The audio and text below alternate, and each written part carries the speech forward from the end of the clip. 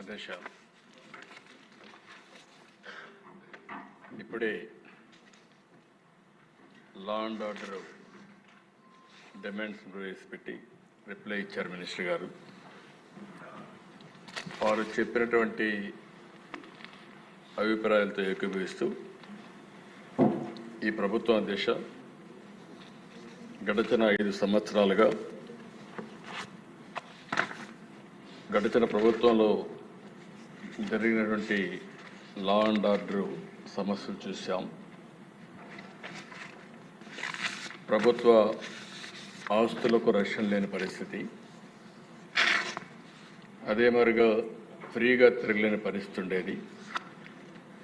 ఎప్పుడు కూడా అధ్యక్ష నాగరిక ప్రపంచంలో లా అభివృద్ధి జరగాలన్నా ప్రజలు హ్యాపీగా ఉంటే తప్ప ఆ గవర్నమెంట్ కూడా మీనింగ్లెస్గా ఉంటుంది. అయితే ఓ సంఘటన చూస్తే కొన్ని ఎగ్జాంపుల్స్ మాత్రం మనం ఆలోచిస్తే డ్రగ్స్ విపరీతంగా రాగడం, దానిపైన తెలుగుదేశం పార్టీ ఆ రోజు ఆందోళన చేయడం, గంజాయి కూడా విపరీతంగా పెరిగిపోవడం, ఈ గంజాయి వల్ల జరిగే పరిణామాల గురించి ఆందోళనతో ఎక్కడికక్కడ డిమాండ్ చేయడం, అవన్నీ చేస్తే తిరిగి తెలుగుదేశం పార్టీ ఆఫీస్ పైన దాడి చేసే పరిస్థితికి వచ్చారు. నా చరిత్రలో ఎప్పుడు నేను చూడలేదు.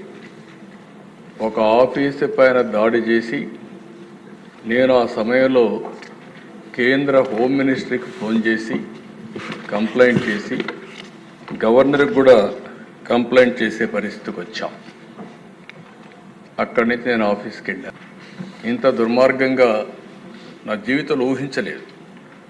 ఒక పార్టీ కార్యాలయం అనేది ప్రజలకు సేవ చేసే ఒక పవిత్ర దేవాలయం. అలాంటి ఆఫీసుల పైన ఓసారి చిన్న చిన్న ఆఫీసుల పైన కూడా దాడి చేయరు. ఎందుకంటే ఇది ఒక సెంటిమెంట్. ప్రజాస్వామ్యంలో పార్టీ ఆఫీసులన్నిటిపైన ఎప్పుడూ దాడి జరగలేదు, అలాంటి జరిగే పరిస్థితి వచ్చింది. అదే మరి సరే, మనం మాట్లాడుకుంటూనే ఉన్నాం. మీరు బాధితులు, నేను బాధితుడినే, ఇక్కడ అందరూ బాధితులే, ఒకరని కాదు. నేను ఆ రోజు ఈరోజు కూడా చెప్తున్నా, నేను చాలా స్పష్టంగా ఉన్నా.